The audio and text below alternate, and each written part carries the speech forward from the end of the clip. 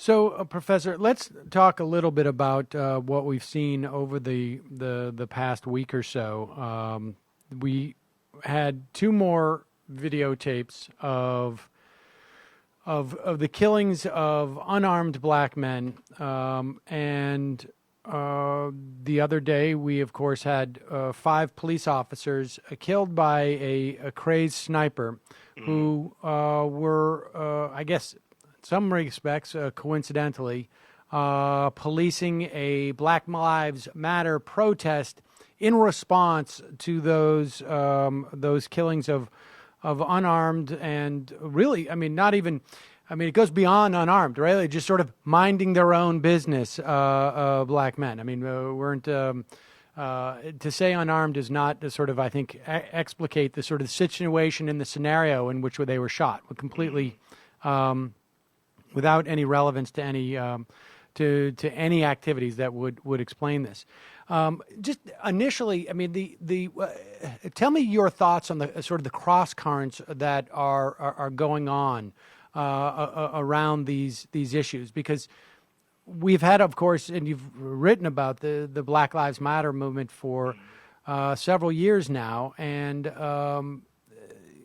in some way, well, give me your reaction.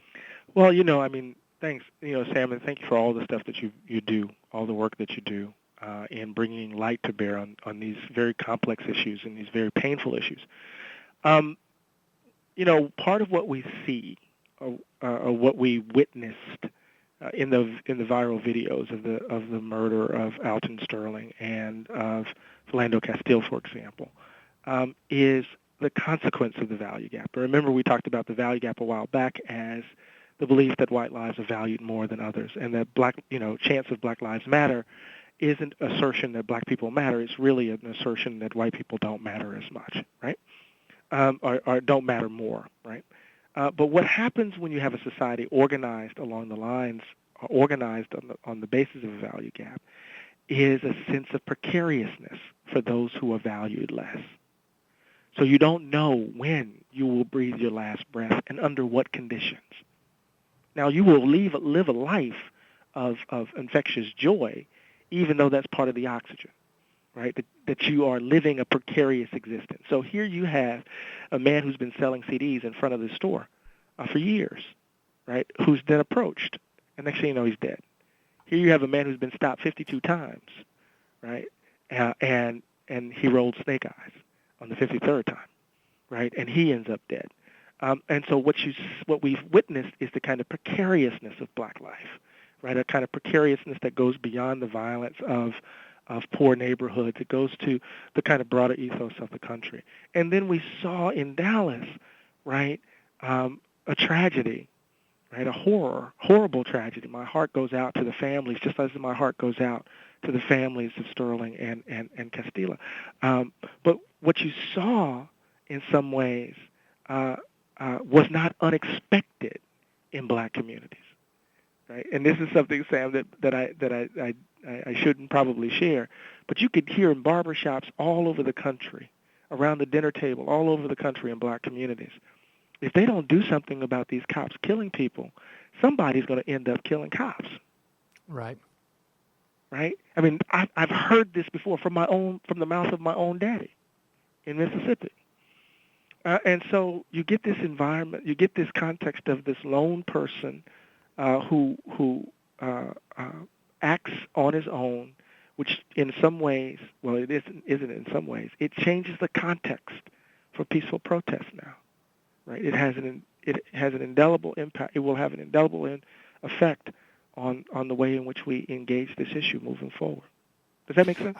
Yeah, I want to touch on that last piece, but before we do, about that notion of how it's going to impact these protests going forward, because there's no reason to believe that maybe it'll be a week from now, maybe it'll be a month from now, maybe 6 months from now, that we're not going to continually see these videos of black people being killed by police officers. I mean, it's been a steady stream of these. But I want to just touch on this notion of the precariousness, because I would imagine what adds to this, it's not like you're living in a hurricane zone and every 6 months someone dies of a hurricane or a tornado or something to this effect, or a flood. Speak to the implications of the entity that is ostensibly responsible for the protection of citizens being the entity that constitutes risk. I mean, because in some ways, like the police department is the not necessarily the tip of the spear, although to a certain extent it is. It's the sharpest part of the spear, and ostensibly, myself as a white kid growing up, I think if I'm in trouble, I find a policeman.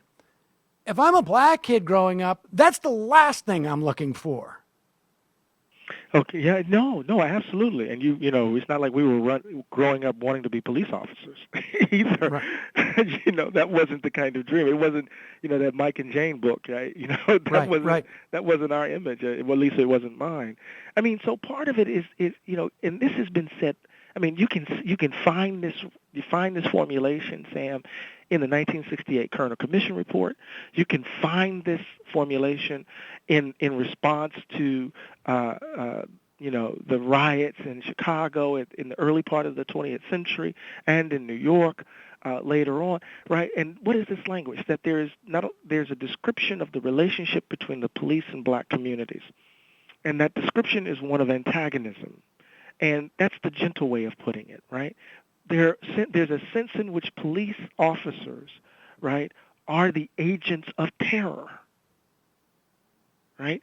That is, your encounter with them, right, is always fraught with the potentiality of violence, right? And you know that from a kid. I had a good friend of mine on Facebook page that he was telling his kids that he had to go to court today.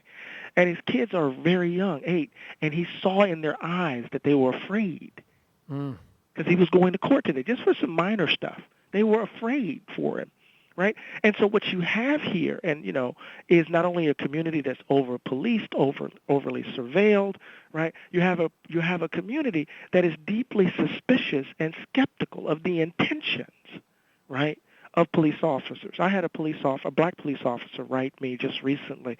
There's a very pained email talking about, right, his own internal conflict, right, of having to deal with dangerous elements in our communities, right, but at the same time dealing with the justifiable distrust on behalf of our community directed toward him.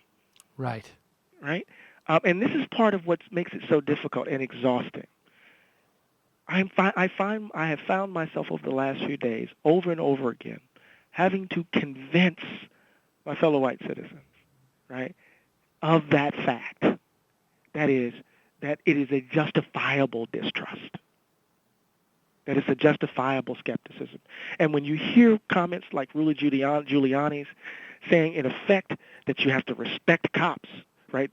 Black parents need to teach their kids to respect cops, right? Disrespect isn't a reason to be killed, to be locked up, to be beaten up. I mean, we can just run the scale, right? Disrespect isn't the basis for the exercise of lethal force. Oh, right? Indeed. And it's certainly, I would also say, conversely, that showing respect does not appear to be any mitigating factor in whether or not you are subjected to that Philando can too. Yeah, Philando exactly. Too. All right, we need to take a quick break. We'll come back with more on this. I also want to talk about your piece in the New York Times from this week. That is gathering Time Magazine. Excuse me. That is gathering a tremendous amount of controversy, particularly in a week when Bernie Sanders has endorsed Hillary Clinton. We're going to take a quick break. We'll be right back with more.